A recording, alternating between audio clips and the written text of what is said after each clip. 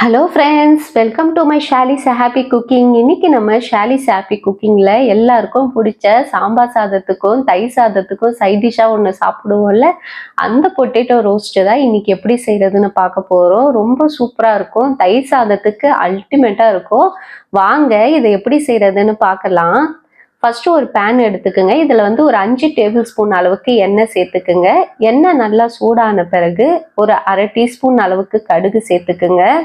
கடுகு நல்லா பொரிஞ்சு வந்த பிறகு ஒரு 4 பூண்டை வந்து தோலோட நல்லா தட்டி ஆட் பண்ணிக்கோங்க. வாசனையும் நல்லா இருக்கும். கண்டிப்பா இந்த மாதிரி ஒரு வாட்டி பொட்டேட்டோ ரோஸ்டர் ட்ரை பண்ணி பாருங்க. இது கூடவே ஒரு அரை டீஸ்பூன் அளவுக்கு பெருங்காயம் ஆட் பண்ணிக்கோங்க.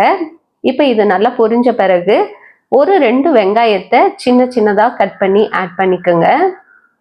வெங்காயம் நல்லா வதங்கி வரட்டும். வெங்காயம் வதங்கும் போதே கொஞ்சமாக கருவேப்பிலையும் சேர்த்து நல்லா வதக்கிக்கலாம். வெங்காயம் ஓரளவுக்கு நல்லா வதங்கி வந்த பிறகு நான் இன்னைக்கு ஒரு 200 கிராம் அளவுக்கு உருளைக்கிழங்கு எடுத்திருக்கேன். உங்களுக்கு எந்த அளவுக்கு உருளைக்கிழங்கு வேணுமோ நீங்கள் எடுத்துக்கோங்க. இதை வந்து கட் பண்ணிட்டு கியூப் சைஸில் கட் பண்ணிட்டு தண்ணியில் போட்டு ஊற வச்சிருங்க. நம்ம செய்யும் போது தண்ணி இல்லாமல் இதில் ஆட் பண்ணிக்கோங்க. இப்போ நம்ம எடுத்து வச்சிருக்க எல்லா உருளைக்கிழங்கு இதில் ஆட் பண்ணிட்டு ஒரு 2 நிமிஷம் இல்லை 3 நிமிஷத்துக்கு நல்லா எண்ணெயிலேயே அந்த உருளைக்கிழங்கு வதங்கி வரட்டும். உங்களுக்கு டைம் இருந்தால் ஒரு 5 நிமிஷம் கூட எண்ணெயிலேயே இதை நல்லா வதக்கிக்குங்க. இப்போ இதுக்கு தேவையான மசாலாலாம் ஆட் பண்ணிக்கலாம். நீங்கள் தனி மிளகாய் தூள் யூஸ் பண்ணுற மாதிரி இருந்தால் 1/4 டீஸ்பூன் அளவுக்கு தனி மிளகாய் தூள் யூஸ் பண்ணிக்கோங்க. நான் வந்து காஷ்மீரி மிளகாய் தூள் தான் யூஸ் பண்ணுறேன். வீட்டில் அரைச்ச காஷ்மீரி மிளகாய் தூள் நல்ல காரம் கொடுக்குது, அதனால அது ஒரு டீஸ்பூன் சேர்த்துக்கிறேன். சீரகத்தூள் வந்து ஒரு அரை டீஸ்பூன், மிளகுத்தூள் அரை டீஸ்பூன், மஞ்சள் தூள் ஒரு 1/4 டீஸ்பூன், தனியாத்தூள் ஒரு டீஸ்பூன் சேர்த்துக்கிட்டு தேவையான அளவு உப்பும் சேர்த்துக்குங்க. இதுதான் இந்த ரெசிபிக்கு தேவையான மசாலா. இதை எல்லாத்தையும் சேர்த்துட்டு நல்லா மிக்ஸ் பண்ணி விட்டுருங்க. இப்போ லோ ஃப்ளேமில் மூடி போட்டு விட்டுருங்க. ஒரு 10லேருந்து 15 நிமிஷம் நல்லா வேகணும். அப்பப்போ இடையில மட்டும் கிண்டி விட்டுட்டே இருங்க.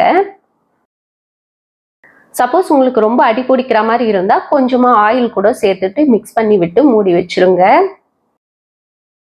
நல்லா உங்களுக்கு தெரியும், உருளைக்கிழங்கு வந்து சாஃப்டாக வந்த பிறகு நீங்கள் வந்து தட்டை எடுத்துட்டு லோ ஃப்ளேம்லேயே நல்லா ரோஸ்ட் திருப்பி அதை பெரட்டிகிட்டே இருக்கணும். கொஞ்ச நேரம் விட்டு திருப்பி பெரட்டும் போது உங்களுக்கு வந்து உருளைக்கிழங்கு நல்லா கிறிஸ்பியாகவும் நல்லா மொறுமொறுப்பாகவும் இருக்கும். உள்ளே வந்து சாஃப்டாகவும் இருக்கும். சாப்பிடும் போது மசாலா நல்லா ரோஸ்ட் ஆகிருக்கும். இந்த மாதிரி ஒரு 10லேருந்து 15 நிமிஷம் கூட நீங்கள் வந்து லோ ஃப்ளேமில் அப்படியே வச்சு மிக்ஸ் பண்ணிக்கிட்டே இருக்கலாம். இது கூடவே ஒரு அரை டீஸ்பூன் அளவுக்கு கரம் மசாலா தூளும் சேர்த்துக்கிட்டு மிக்ஸ் பண்ணி விட்டுருங்க. நல்லா மசாலாலாம் ரோஸ்ட் ஆகி வந்த பிறகு இதில் கொஞ்சமாக கொத்தமல்லி போட்டுட்டு சர்வ் பண்ண வேண்டியதான். ஒரு அருமையான சைட் டிஷ் இது. உருளைக்கிழங்கு வச்சு நீங்கள் தயிர் சாதத்துக்கும் சாம்பார் சாதம் மட்டும் இல்லை, எல்லாத்துக்குமே காம்பினேஷன் சூப்பராக இருக்கும். தோசைக்கெலாம் செம்மையாக இருக்கும். கண்டிப்பாக ட்ரை பண்ணி பாருங்கள் ஃப்ரெண்ட்ஸ். நம்ம சேனலில் ஆல்ரெடி நிறைய வீடியோஸ் அப்லோட் பண்ணியிருக்கேன். அதோடைய வீடியோ லிங்க்கும் நான் கீழே டிஸ்கிரிப்ஷனில் கொடுக்குறேன். மறக்காமல் செக் பண்ணி பாருங்கள்.